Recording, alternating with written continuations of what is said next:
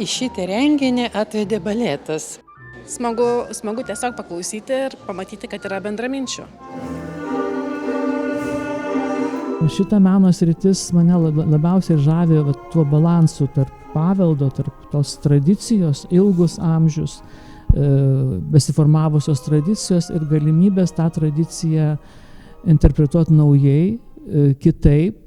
Tai nėra mirusi paskaita, tai yra, kaip sakant, pasakojimas su gyvom iliustracijom.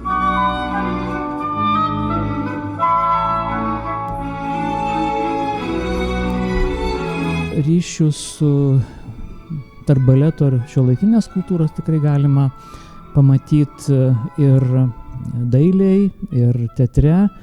Na, šiandien gal šiokios tokios įtampos atsiranda dėl karo Ukrainoje, nes kažkaip tai kažkodėl tai mes baletą vis dėl tebetapatinam vien su Rusija, bet tikrai taip nėra, nes tai yra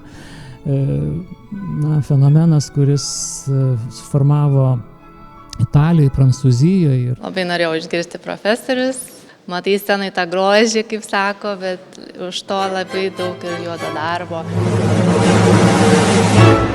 Ar galima teigti, kad vaikų ugdymas baleto pagalba deda tam tikrą galbūt klasikinės kultūros pažinimo pagrindą?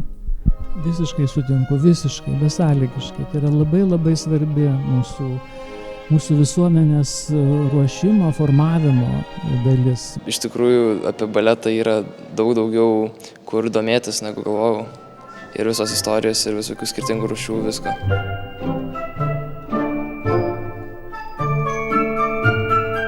Yra vis dėlto su šokiu dar daug tokių susijusių stereotipų, kad tai kažkas tokio nevyriško, kad kažkas tokio gal ką ten tie šokiai.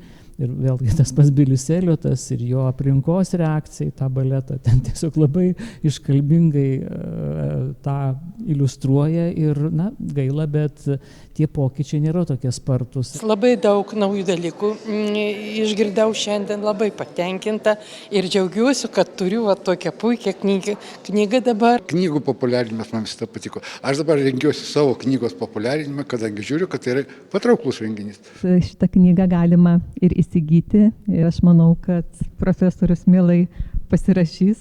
Labai ačiū, Nina, Jums už malonų pokalbį ir aš dar tik tai norėčiau pasakyti tėveliams, gal kurie čia irgi dalyvauja, ir vaikams, kad baletas tai yra tik viena šitos kultūros dalis, dar yra baleto istorija, baleto kritika. Tai tikrai žinokit, kad labai labai trūksta vis dėlto žmonių, kurie norėtų būti ne scenoje, bet šalia scenos, stebėti sceną ir prisidėti prie to, kad mes apie šitą baleto grožį žinotume daugiau, žinotume išsamiau.